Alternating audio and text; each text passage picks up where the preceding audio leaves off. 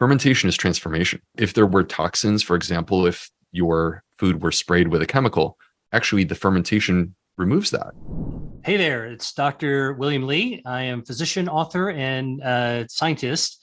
And I'm actually doing this video series with my friends and colleagues, specifically like-minded doctors, to be able to have a conversation about the real experiences that we have with food and health, and really to kind of get the people who are watching and listening to this the feeling that they're just a fly on the wall listening to friends talk about things that they care about. So I'm here today with my good friend and awesome fellow author, Dr. Will Bulsiewicz, the fiber fueled doc, who we developed our friendship a few years ago before you had your first book out.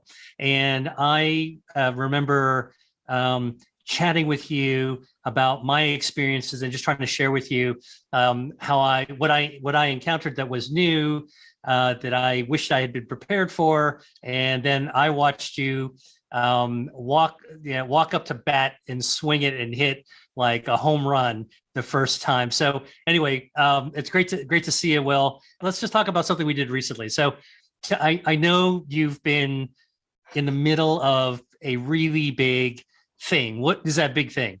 Yeah. First of all, thank you for having me. It's exciting.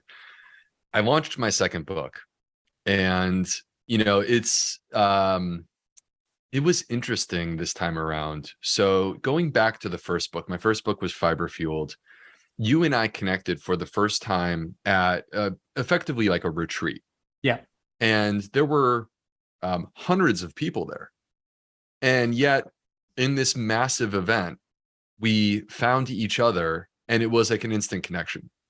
I remember, by the way, it was like at the opening reception, and it was like you and I were like the two nerdy guys at the high school dance, standing off in one corner, right? And everyone else was just doing their networky thing. And like there were just the two of us standing there, and they were like, why are we here? Yeah. Yeah, I think we felt a little bit out of place, and we found each other. I like the high school analogy. I think it makes a lot of sense. And then next thing you know, we're like sitting at the same table enjoying breakfast together, and a relationship started there. You actually were quoted on the cover of my first book, and the book came out in May of 2020. And the thing about it is that in that position, there were zero expectations. It is a pandemic. My entire book launch campaign has been upended. I was supposed to fly out to LA and like do shows like Rich Roll, canceled. And it turned out really well, actually. Things went really well. I've since sold over 200,000 copies of Fiber Fueled. Listen, I'm just telling you, like, for anybody listening to this, so I was quietly crossing my fingers and toes for you during your first book launch, because the world was flying apart. Like no one knew what the heck was happening as the pandemic was unfolding, right? Remember, like TV was all about all the death and destruction, and no one knew exactly what was going on. And doctors, even the medical community was, fleeing from what was happening or struggling to just kind of stay afloat. And I thought, oh my gosh, my friend Will is going to be flying into this Category 5 hurricane. And little did I know, you're in a triangle. Little did I know that you actually had like a supersonic jet that could fly through these clouds, and you came out very quickly on top. So what did that feel like? I mean, it must have felt really weird to be so successful. I mean, like you must have connected with people in a way that you're still connecting with people, even when all this other stuff was going on. It's like, what is it about you? Well, I think there's a little bit of a story to this. So, effectively what happened, I was up, actually, a lot of people have never heard this story before. I've never talked about this on a podcast. I was up in New York in early March, and I was recording a podcast with my friend Simon Hill from The Proof. It used to be called Plant Proof. Right. And so we record a podcast, and we go out to dinner, And it was like the weekend that it all changed. We went out to dinner, and the next day I was supposed to meet my friend who's the chief spice mama on social media, Right. and Kanchan Koya, and I was supposed to meet her for breakfast. We canceled because it's like the world is ending. Like there is a pandemic in New York City. I come back to Charleston wearing an N95 mask in LaGuardia Airport. Okay, I like flew up for just a weekend. I come back wearing an N95 mask. My practice is upended. All right, 50% of what we do is colonoscopy. Colonoscopy is shut down. We're not allowed to do it. So I'm sitting there in late March, and I'm like, my life is falling apart. I don't have the ability to make money for my family, and my book launch is a disaster. And after moping around for a couple of weeks, because I did do that, I did mope around for a couple of weeks. I got to a point where I was like, forget this. The moping does no good. Where are people? Because people still exist. In fact, if anything, people have more time because a lot of people aren't working right now. Right. Where are they? Well, they're not at Barnes and Noble anymore. Now they're on their phone. So I built my entire book launch around trying to connect to people. You rebuilt it. Yeah. You rebuilt it. Yeah, I had to pivot, and I went in a brand new direction, literally just in the last couple of weeks leading up to the book launch. It's like, new idea. Here's what I'm going to try. And I reached out to all these different people online personalities. And I said to them, my book launch has been destroyed. Is there any chance you'd be willing to support me and do an Instagram live? And I did an entire book launch from basically like a chair. Like you were like, I mean, first of all, for anybody watching or listening, this story that you've just told me, Will, is like one of the ultimate stories I've heard about resilience, right? So here you were with perfectly good plans that were completely upended, and you thought about it. You didn't panic, but you thought about it and realized that it was time for you to figure out a new plan A. You leveraged what you believed were going to be necessary for you to be able, the resources to be able to fly, and you got in a cockpit and you took off and you flew. I mean, so this time, right? So this is the first book was called Fiber Fueled, which is about the gut microbiome and how amazingly empowered you can be yourself to be able to have better gut health. But this one is a cookbook based on the first one, right? So what's this one about? Well, first of all, this book, I wholeheartedly believed in just as much as I did my first book. My first book was a passion project. And I view it as the first book is why you should care about gut health. This book is the how. It's actually so much more than a cookbook. If you go to Amazon reviews and you read them, this is what everyone says. They're like, this is way more than a cookbook. I was expecting recipes and I got a lot more. And so I knew that I had, going into the book launch, something special that no one had seen and they would not see until the book actually comes out.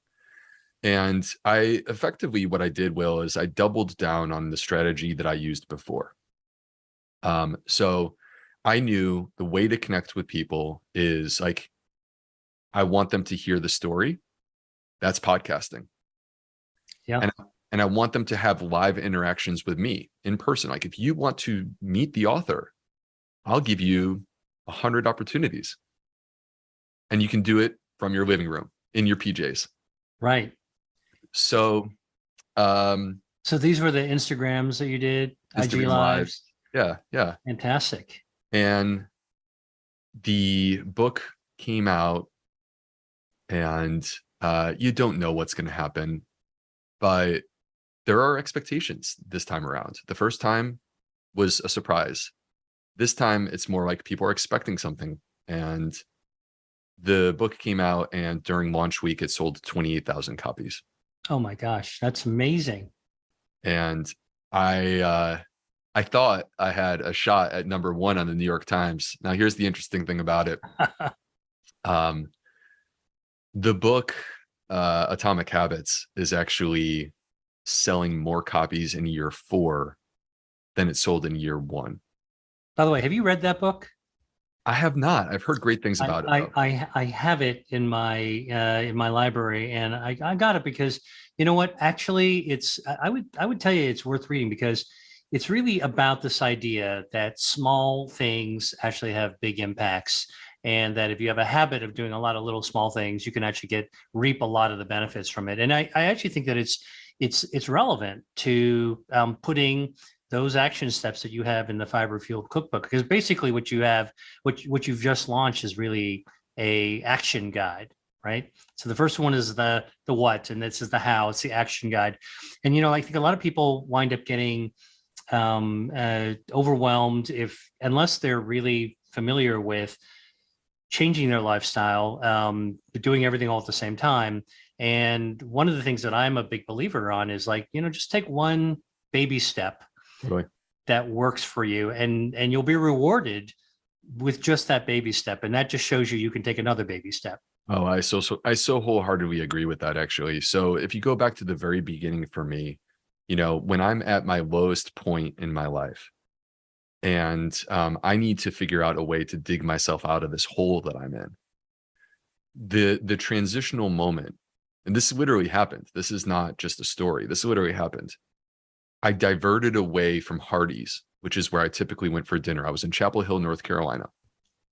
And at Hardee's for $5, you can get about 2,500 calories. They would give you a double cheeseburger, a chili cheese dog, fries, a beverage, and an apple pie. All right. For $5. And I diverted home. And the issue is I'm not a French trained chef. I needed something easy. So I pulled out a blender and I made a massive smoothie. And I felt so energized. Hey there, I've got an exciting resource just for you, and it's all about the 5 brain-boosting habits for longevity. These simple but powerful habits are all based on science and can help elevate your brain's cognitive ability and support your overall brain health. If you're ready to unlock the secrets to a sharper mind and a healthier future, then click the link below the video to access this valuable information. Or you can take out your smartphone and scan the QR code on the screen right now. Now, let's get back to the video. What made you do that though? What was going on in your head that said, you know what, I'm just gonna screw the Hardee's. I'm just gonna I'm gonna pull this stuff out and make it myself. Well, this was the moment that was built up to. It's not like it happened overnight. Okay. During my medical training, you know how it goes. I was working 6 days a week, 15 hours a day, sometimes 30 hours in a row, many times without even eating. Yeah, right. And we were, by the way, the world's expert of time restricted feeding when we were training. Yeah. And also it was a sleep deprivation lab. And sleep deprivation. Well, yeah. It's sort of like going against each other. They're going against each other. And that's the issue is like, you know, you actually put your body through a lot, even though you're in your late 20s, early 30s. And unfortunately, ultra processed foods and fast foods, they fit so conveniently and perfectly. Cheap, quick, easy, tastes great. No denying that. It tastes good. And so it just fits so perfectly in my life, but there's a compromise that you make, which is that you compromise your health. It just takes years to show up. That's the problem. So there I was, and my health had been compromised. And I was quite miserable. I was 50 pounds overweight. I was depressed, anxious. 50? 50. Oh my gosh. Seriously, I weighed 240. I weighed 240. Now I'm 6 How tall are you? How tall are you? I'm 6'3", 6'4", so I'm a pretty tall guy, so I can hide it. But it was there. I could see it in the mirror when I'm looking.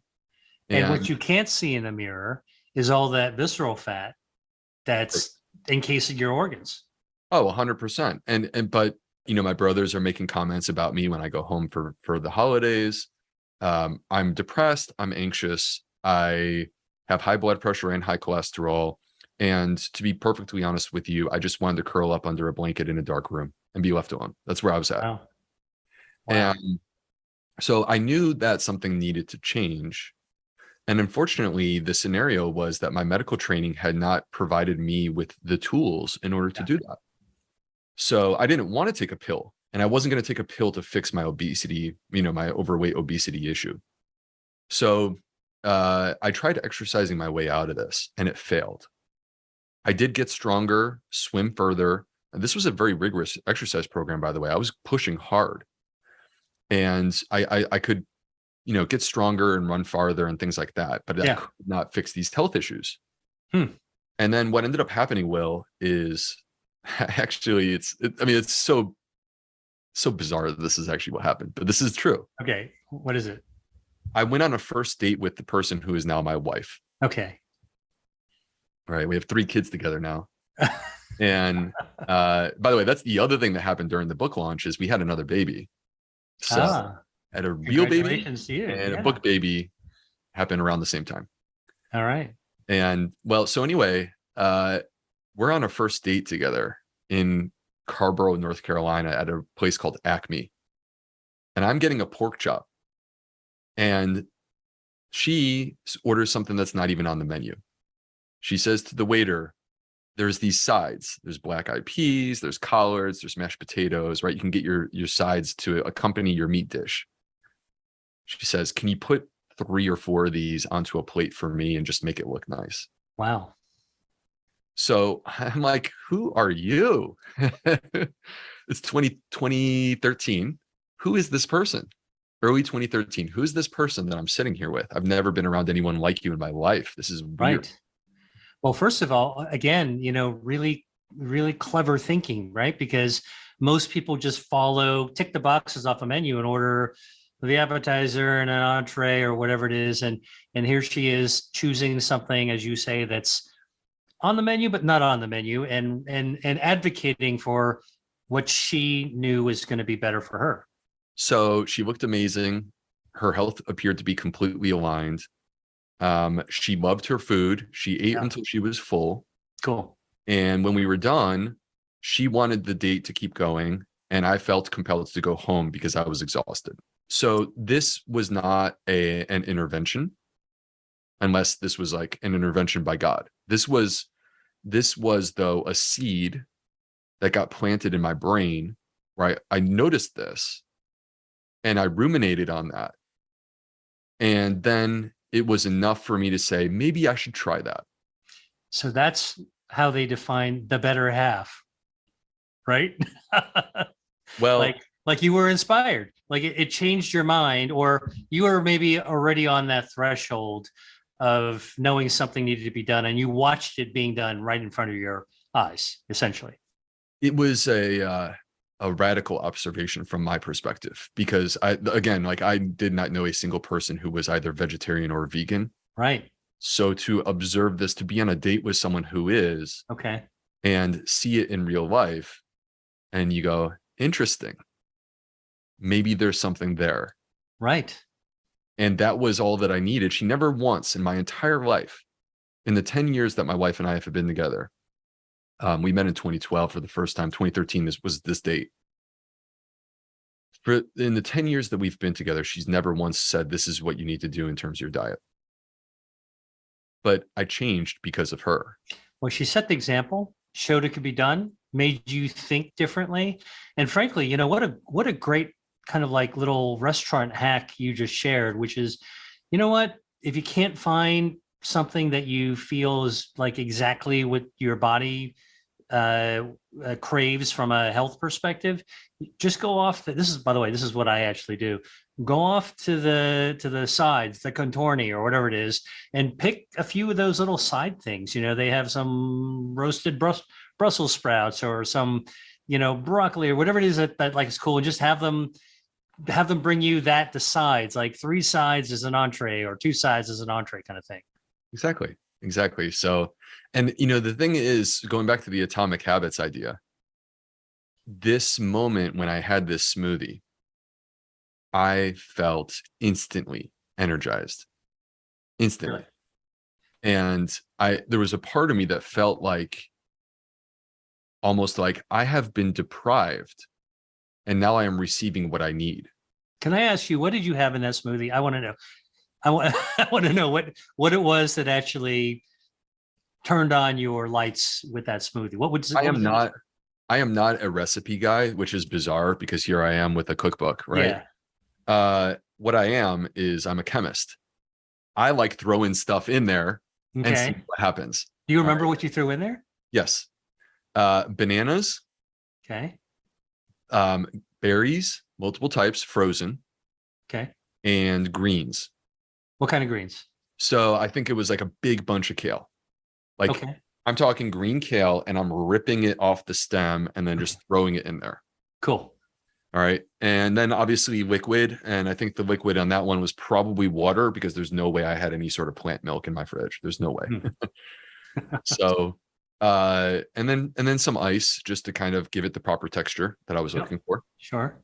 And so, buzz that. And this thing was, I mean, I'm not kidding. It's definitely more than 30 ounces, probably 36 ounces.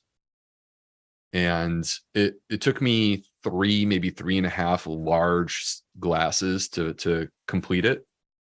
And I felt completely full. Yeah. Right. But I felt light and I felt energized.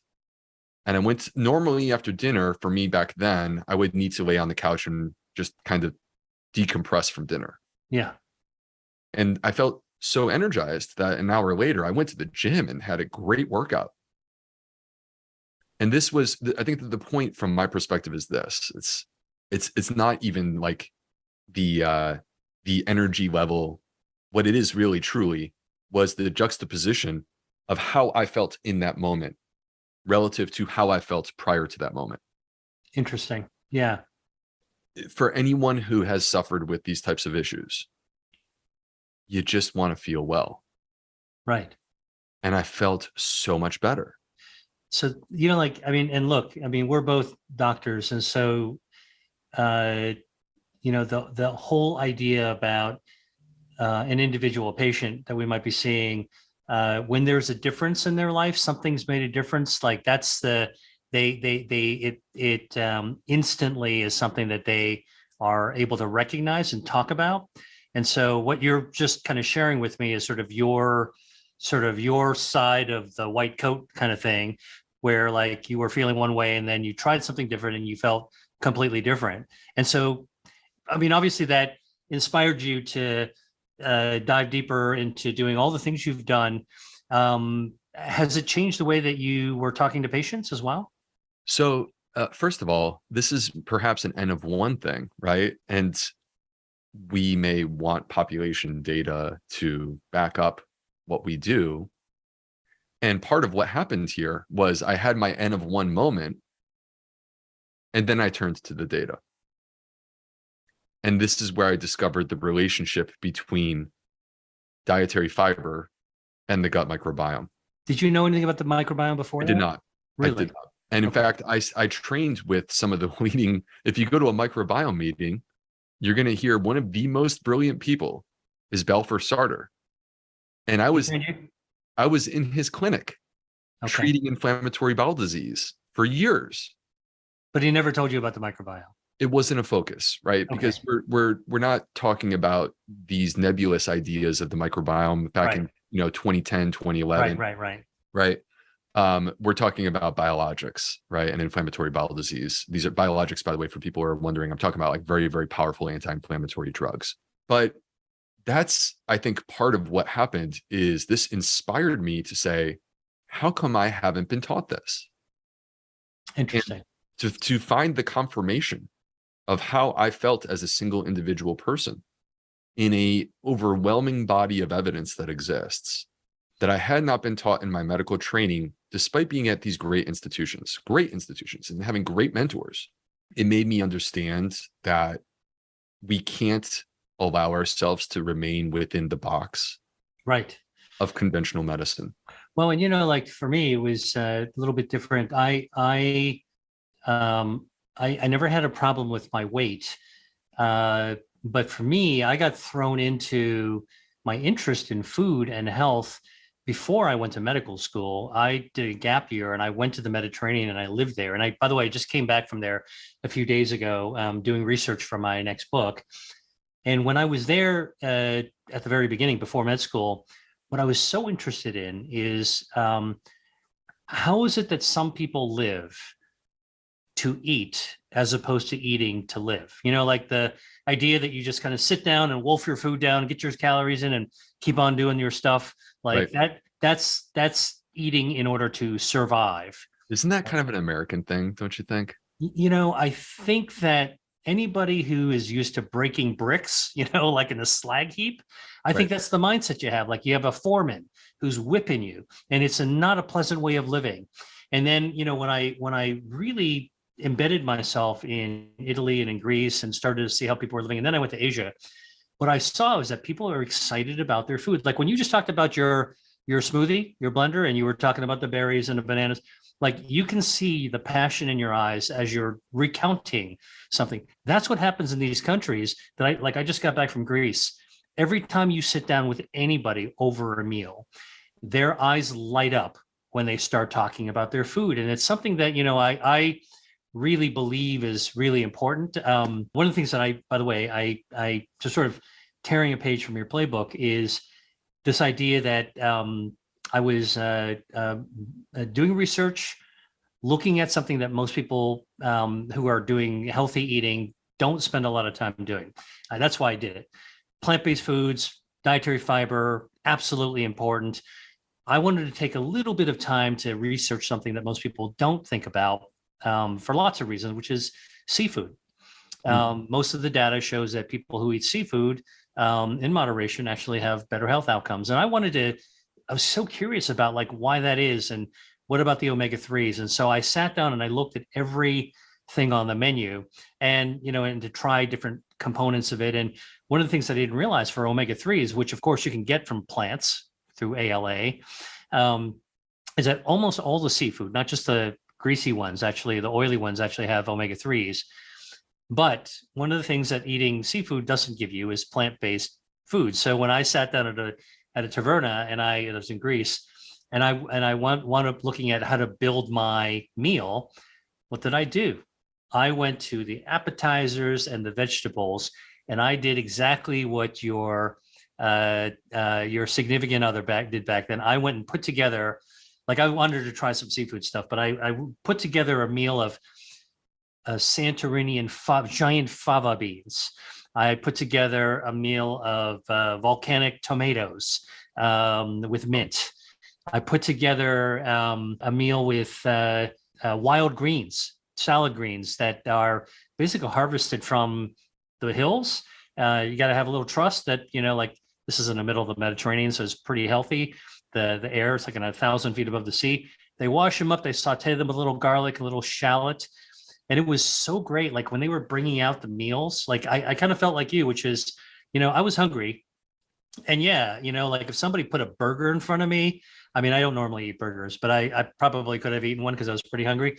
But just eating that healthy food in a healthy environment and then listening to the people talking about the food, because I would always ask people about what they were eating and where it came from and how do they prepare it, was just like an elevating type of experience. Is there one thing that you cook that you want to share with people? There's so many that I love. All right. But before we even go there, I can't help but think about the Mediterranean here for a moment. So, so you mentioned, where do they get their food from? Where do they get their food from? Where does the produce and everything come from? Well, so the priority is whatever they can actually get and grow locally. Exactly. Right. So here's some great things. Capers. They grow rocky little things. They pick them by hand. They're wild. They wash them. They rinse them. They brine them. Put in a little vinegar. They store them. They jar them. This is what they bust out when there's visitors. Tomatoes. It's tomato season in the summertime. They pick them. They harvest them. They bring them fresh. They buy them in the morning. They eat them at lunch and at dinner, and then they reload the next day by going back out to the market. It's a different mindset, but they're really proud of what they have. Now, obviously, look, we're in the 21st century. Planes fly, boats sail, trains deliver all kinds of stuff. So yeah, sure. Even in the Mediterranean today, if you look for the mass market stuff, you can find it. And that's the stuff that's actually bringing down their health too. Well, and yeah, sure, you could get a Coca-Cola Classic if you want it, but you probably are paying $7 for that, right? Right. So that's part of the issue. But what I come back to, Will, thinking about the Mediterranean and why this is so beneficial, is that these are food traditions that originated prior to modern times. Right. And so because of that, they had to eat local. They had to eat whatever was available to them. They didn't have the advantages of a Whole Foods or Fresh Market or whatever it may be. And as a young country in the United States, we didn't establish, also being a melting pot, we didn't have those established food traditions that are based upon certain local foods. And so, as a result, I think we were more prone and susceptible to falling into the trap of just kind of eating whatever was presented to us. We also want to have things that are convenient and less expensive. Whereas I think that in many other food cultures, they actually invest in their food because they know that what they are eating is going to go into their body and it's going to affect how they feel. So they're much more in tune with, I think, the land and the food and how they feel about it. I think that if there's anything that I would say growing up in America is that it's easy to get disembodied from yourself so that you're not thinking about how you feel after you eat. I mean, you talked about, laying down on a couch after to recover from dinner. Like, I think that, in most places in the Mediterranean that I know, my friends they'll have a great meal and then they'll go out for a walk, and because they feel good about it. And it's a beautiful location as well. And they feel better and they sleep better afterwards as well. As where it's you and I, getting our butts kicked in medical school and in medical training, like we get like no sleep on an on-call night. And by the way, that's so destructive for us. And so I think that, kudos to anybody who's a doctor. And this is what I'm trying to do by bringing my doctor friends onto this video series. Like, look, we're real people. We are just as vulnerable to the junk that's out there as anyone else. In fact, I would say maybe even more because we got our butts kicked in training, and pretty much every sensibility that we should have had for health, even though we're supposed to be healthcare providers, got stripped away from us. And so we've had to like earn it back and own it.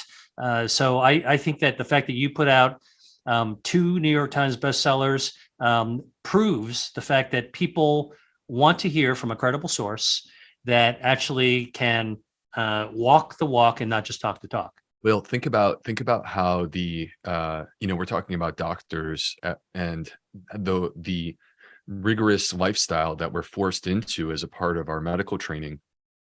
And it's really no different than what a lot of people go through who live in poverty, to be honest with you. Think about the mom who's working 2 jobs to put food on the table for her kids, right? And because I know a lot of these people, and they don't have time to come up for air. They don't have time to take a break. Yeah, right.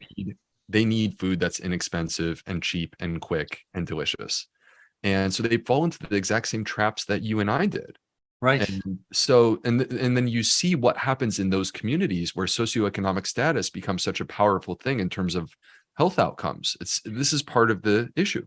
And on the other side of it, you see why doctors, many of them wind up being so ill prepared to talk about nutrition because they actually haven't had a good, necessarily good life themselves. Now, I'm going to ask you one quick question about what's in your book. So just to tell you a little story. So I am always fascinated by what the local market has. Yeah. Do you have anything with, is there any recipes contain garlic in your book? Tons. I'm a huge garlic fan. Cool. So let me just tell you something that I was at the market the other day and I found, it's a farmer's market. I found garlic scapes. Have you ever cooked with scapes? No, tell me about that. All right. So the garlic bulb is under the ground, right? It's the white flaky skin thing, right? You got to peel it, the cloves are inside there. It's got little hairs or the little roots on the bottom of it. Well, the stuff that's above the ground is this large, twisty stem-like thing. And I bought it. And I've cooked with scapes before. They taste like garlic, but here's what's wonderful about them is that you can actually caramelize them. Look at this thing. Garlic scape. Yum. That's the stuff on top of the garlic. Yeah. Now you cut that up into like 2-inch segments, put it onto a cookie sheet, sprinkle a tiny bit of sea salt, a little extra virgin olive oil. And then because I like to do it together with some other vegetables, I take some shiitake mushrooms, slice them up thin, stick them in there, put them in an oven like at 400 degrees for 7 minutes. And what winds up happening is that the olive oil will actually start to cook and caramelize the garlic escapes. Your whole house will have this wonderful aroma of a finished dish. But here's what's great. You take it out of the oven and you let it cool. Okay. And now you've got these caramelized, slightly crispy things. And then you can scoop them and you can just pop them into a salad. You can snack on them. There's so many different things you can mix them with. And it's a delicious, you can put it into pasta. It's a delicious way of doing it. So that's one of the more recent things that I actually cooked. Oh, I love that. All right. So a couple things that I've been working on recently. Okay. I actually have 2 chapters in the back of the cookbook that I believe are unique to a cookbook. One is about fermentation. Oh. And the other is about sprouting. And I believe that these are 2 opportunities from a gut health perspective to enhance your gut health that most people are not doing. So fermentation, there's actually 17 recipes that I have. And there was a study that was done by people that I'm quite sure you know. I know them. Professors Sonnenberg and Gardner from Stanford University, published in the journal Cell right around a year ago. And what they found is that in an interventional trial, when they forced people to consume fermented food, because people were not consuming fermented food, most of us are not. When they forced people to consume fermented food in just 10 weeks, they enhanced the diversity of their gut microbiome. That's a measure of their gut health. And they also reduced measures of inflammation. I think that fermented food should be a part of everyone's routine. So you teach people in your cookbook, how to do their own fermentation? Yeah, so there's 17 fermentation recipes. I actually teach you how to create your own sourdough starter, multiple recipes to make with that starter. We have sauerkraut, we have pickles, we have kimchi. Fantastic. So I right now am drinking some kombucha. What do you call the thing in the kombucha? The floaty thing? The SCOBY. Okay. Yep. So yeah, the SCOBY is at the top. I also have a kvass. So now kvass, fermented foods are celebrated food traditions from around the world. Oh yeah. Kimchi in Korea, sauerkraut in Eastern Europe, et cetera. You could go down the line. So kvass is a Eastern European beverage, and we make kvass in the Fiber Fields cookbook with beets, pears, and ginger. All together. Cool. All together. Now here's what's cool. This is what I love, Will.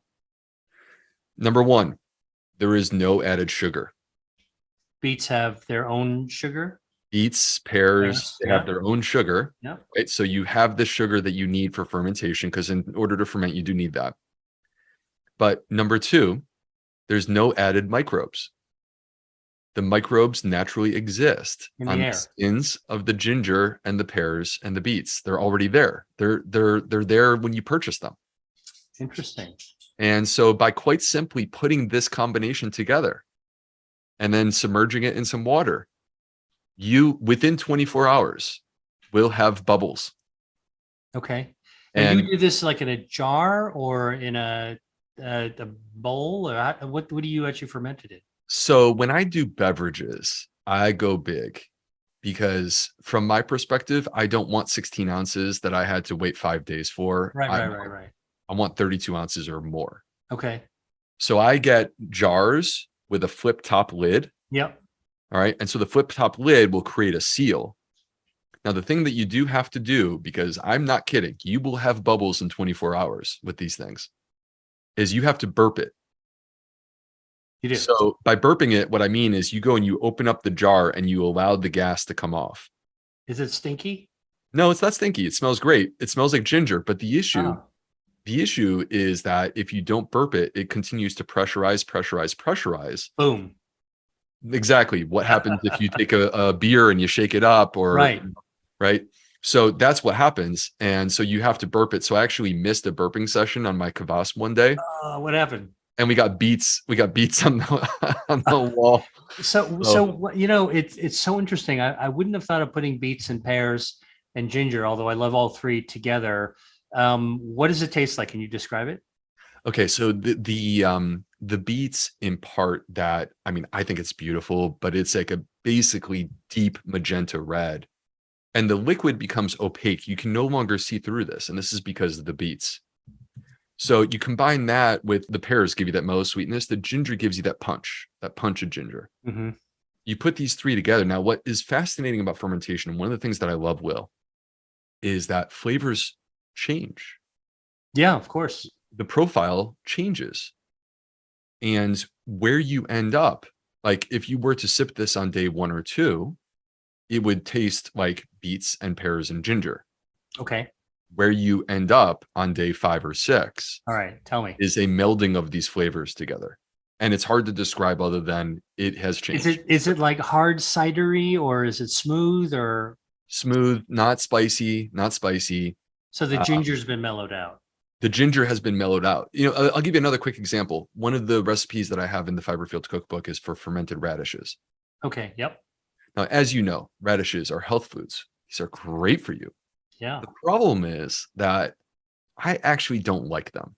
I just have to be honest. Like I don't like the pepperiness of the radishes. Yep. If you ferment radishes, What do you get? it is a whole new game. So number 1, they are crispy. They're crispy as hell. Okay. All right. Crunchy. But the flavor, the pepperiness gets smoothed out so that it's really in the background. And then you bring in whatever new flavors from your fermentation. So pretend you do garlic, dill, and black peppercorns. Okay. It's going to taste like a little bit like a pickle, Wow. but cool. the crunchiest pickle that you've ever had. And we all know that you love a crunchy pickle. So here we're back to your roots as a chemist, right?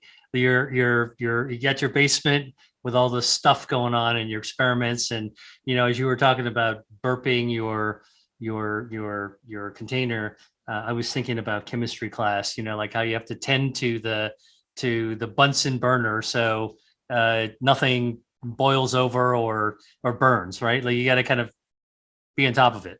I actually have a food scale, a digital food scale, and the time that I pull it out is when I do fermentation, and it's because I actually feel like a chemist. I'm being very precise in what I'm doing. But the other thing that I encourage people to think about with fermentation, there's 2 things I want to just bring forward for people, because I'm a passionate advocate for this type of food. Number 1, fermentation is transformation. You transform the flavors, but you also are transforming the biochemicals. You get new types of fiber. There's a change to the proteins. You are actually reducing the presence of anti-nutrients, or if there were toxins, for example, if your food were sprayed with a chemical, actually the fermentation removes that. You are enhancing the vitamin content. I mean, it's amazing that how does the vitamin content get enhanced? I guess different ingredients together. Well, when you think about, for example, B12, Will. Now, I'm not saying that the B12 specifically is in fermented foods, but the B vitamins are in fermented foods, the B vitamins. Yeah. B vitamins are energy vitamins, right? And so when you think about, for example, B12 is produced by microbes. Microbes are capable of producing, when you give them the proper ingredients, they will produce things for us. And so you create a little factory. You've created a little vitamin factory with your fermentation. 100%. That's so cool. The other thing that you've done is you are cooking, but it is the slowest cooking ever. When we talk about slow cookers, we're talking about 8 hours, right? People are slow cooking their food. This is the slowest cooking ever. You're slow cooking over 5 days. Well, one of the things that I'm writing about in my next book is the fact that a lot of our food culture, just as you were talking about, come from thousands of years ago. So these techniques are, they may sound new if you're not familiar with them, anybody listening or watching this, but in fact, they've been known for thousands of years. And I'm writing about this incredible historical phenomenon where food and goods were traded along the Silk Road. Yeah. Not the internet Silk Road, but the original Silk Road that connected China to Turkey in the Mediterranean, and went through all these mountains and deserts in Central Asia. And you could not bring fresh food for any great distance. And so a lot of the foods that were carried along were fermented in ceramic urns that were on camelback. And so a lot of the stuff, by the way, that sauerkraut, which I used to always think was a Germanic Eastern European food, right? cabbage, fermented, sliced up. And, when I was growing up, it was always put on hot dogs or whatever. That it came from Chinese cabbage that was attempted to be transported over the Gobi Desert all the way over to Europe, and they would never last. And so they figured out how to ferment it, and it wound up eventually making its way into Eastern Europe and establishing itself as a tradition. And so, one of the things that I think is so wonderful about what we're talking about and what you have in your new book is really trying to bring into a modern context things that can't be wrong because they've been used for thousands of years. Yeah, I view my cookbook, part of what I'm trying to accomplish is to take you on a culinary world tour. And what you're going to find is celebrated food traditions from across the globe, and you're enjoying them from the friendly confines of your own kitchen. Well, listen, this is great. I need to wrap up right now, but look, thank you so much for sharing. And, one of the things I wanted people to do is to really be a fly on the wall and hear, Dr. Will Bulsiewicz and Dr. Will Lee having this conversation. And we could have been having this conversation sitting at a cafe someplace in the Mediterranean. I wish we were. So listen, tell everyone watching where they can find out more about you and your book. Okay. So my book, The Fiber Fields Cookbook, is widely available, not just in the US, but including in the UK, Canada, Australia. And again, this is more than a cookbook. It's 125 recipes. It's full color photography, but it also is 11 chapters. Most of those chapters actually don't involve recipes. They involve me educating. And it has 2 recipe-based protocols. So I actually have protocols built into the program. So the Fiber Fields Cookbook is widely available. I'm very proud of it. How do people find you on social? What's your handle? You can come to Instagram and Facebook at the Gut Health MD. I'm technically on TikTok, but I'm just getting started. So I'm the Gut Health MD _. I had to add an underscore to the end. And finally, come to my website, theplantfedgut.com. Sign up for my newsletter. People seem to really love it. When there's breaking news research, this, Will. It's really hard to have a nuanced conversation on social media about research. So I like to send an email to my list. So if you're interested in that kind of stuff, sign up for my email list. I'm totally telling people to sign up and check you out. And by the way, TikTok, I started myself not too long ago, and I was amazed at how much traction. I did a video about carrots and carrot tops, and it had 1.1 million views. Wow. It was crazy. And I didn't have to dance or, talk about my fiat or whatever. So anyway, so listen, if you want to learn more about gut health, please check out Dr. Will Bulsiewicz and the Fiber Fueled Doc and the Fiber Fueled book and the Fiber Fueled cookbook. You should actually have the whole collection. I've got a whole collection now, and that should be in your bookshelf or on your mobile if you're doing audio. And then if you want to learn more about me and food as medicine and the work that I'm doing, I do have a free resource available on my website. So come sign up and download it. It's at www.drwilliamlee.com, Dr. William Lee. And I'll just leave you with one thing that I think, Will, you and I both share is that, you got to really enjoy your food. It should really speak to you. And so what I always tell people is you should really love your food to love your health. And so with that, thank you very much. And we'll see you again soon, hopefully. It was a great conversation. Thank you, Will. Thank you, everyone, for hanging out. Hi there. If you enjoyed watching this video, I know you'll love the next one. Stay here and check it out, and I'll see you there.